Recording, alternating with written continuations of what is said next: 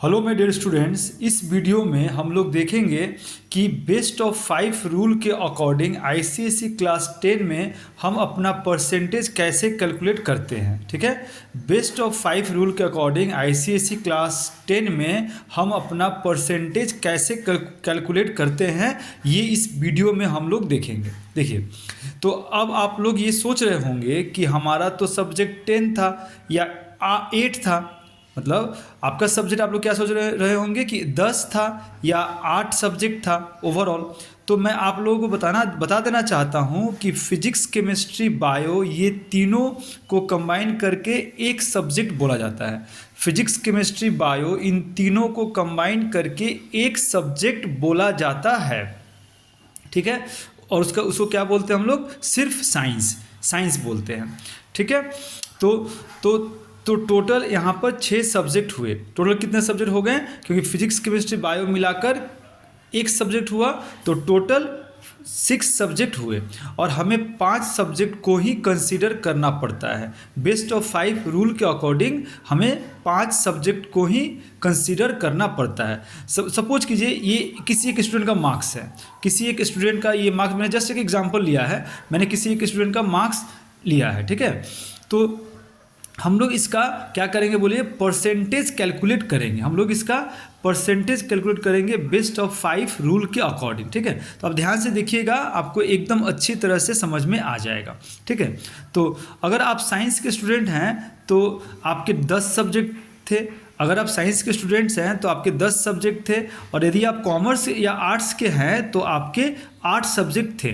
तो आप ये सोच रहे होंगे कि 10 या 8 में से टोटल 6 सब्जेक्ट कैसे हो गया, और वो तो मैंने समझा दिया आपको 6 सब्जेक्ट कैसे हो गया। और 6 में से हम लोग को 5 सब्जेक्ट लेना पड़ेगा बेस्ट ऑफ 5 रूल के अकॉर्डिंग। ठीक है, तो कैसे मार्क्स निकालना है बेस्ट ऑफ 5 का, वो मैं आप लोग को अभी बता रहा हूँ। देखिए, बेस्ट ऑफ 5 रूल के अकॉर्डिंग इंग्लिश का जो मार्क्स है वो कंपलसरी है। ये समझ के रखिएगा, इंग्लिश का मार्क्स जो है वो क्या है बोलिए? कंपलसरी है। बेस्ट ऑफ 5 रूल के अकॉर्डिंग इंग्लिश का मार्क्स जो है वो क्या है? कंपलसरी है। ठीक है, हो सकता है कि you have got less marks in English, मतलब आपको इंग्लिश में कम मार्क्स आए हैं, हो सकता है।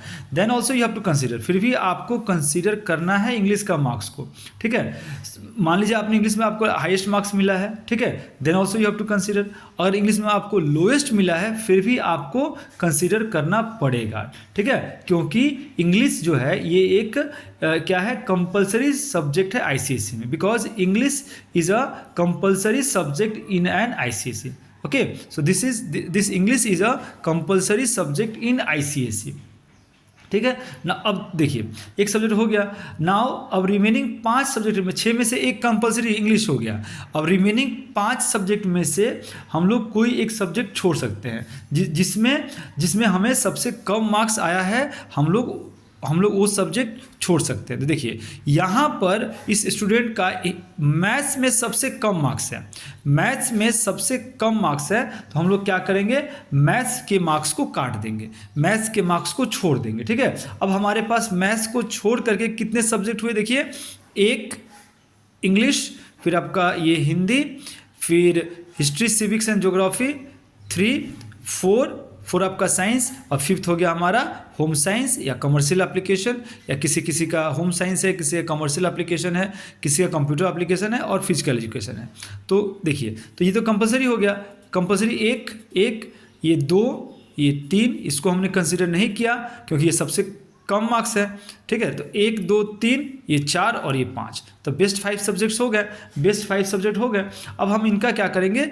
परसेंटेज कैलकुलेट करेंगे। देखिए, तो क्या क्या हमने कंसिडर किया है? 65, 92, फिर 68, 48 और 90। देखिए 65 प्लस 92 प्लस 68 प्लस 48 प्लस 90 अगर हम लोग करेंगे तो टोटल ये आएगा, मैंने किया हुआ है, टोटल ये आएगा 363, और इसको 5 से डिवाइड करेंगे तो ये आएगा 72.6%, 72.6%। ठीक है, तो बेस्ट ऑफ 5 रूल के अकॉर्डिंग इस स्टूडेंट का जो परसेंट आ रहा है वो हो रहा है 72.6%। ठीक है, कि कितना हो रहा है बताइए? 72.6%।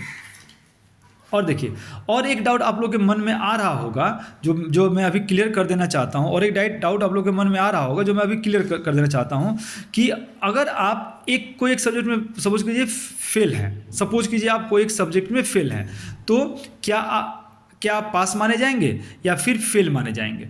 तो मैं आप लोगों को बता देना चाहता हूँ कि इंग्लिश, फिर से मैं बोल रहा हूँ, इंग्लिश एक कंपलसरी सब्जेक्ट है।